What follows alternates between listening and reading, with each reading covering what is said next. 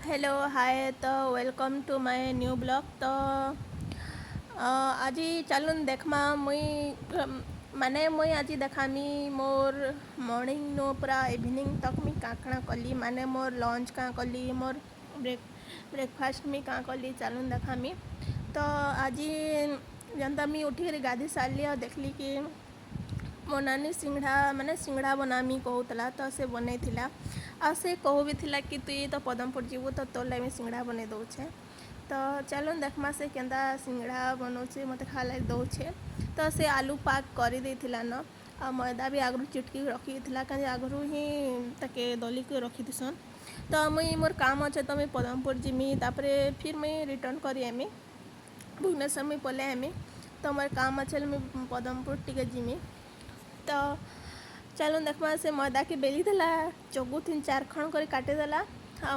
आलू पाक भी तार भल ही थिला मैदा भी ठीक ठाक थिला न सॉफ्ट है करी। तो एटा तार सेप दबा से तो मुझे सबुदिन भावसी कि मुझे काण ही ब्लॉग बनई कर ही छाड़बी।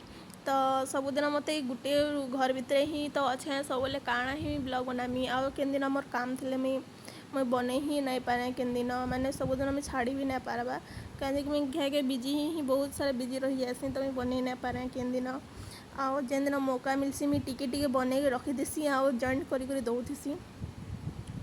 तो यहाँ से छानबाले पके सारान छानुचे। तो मुई टेस्ट करी बतामी से माने भल ही तो टेस्ट थी देखला तो जना होता ना। तो मुई टेस्ट करी बतामी चलून केनता लाउचे। तो यहाँ मुई खाबार लगे 3टा सिंगड़ा तो भल थिला टेस्ट। तो यहाँ लंच टाइम ही थिला न आलू और टमाटर चिटका और यहाँ थिला माखन भजा बैगन भजा डाल और फिर साग भी इटा साग बोलचा आम भी थिला सॉरी आओ भल थिला आज लंच भी खाना भल थिला।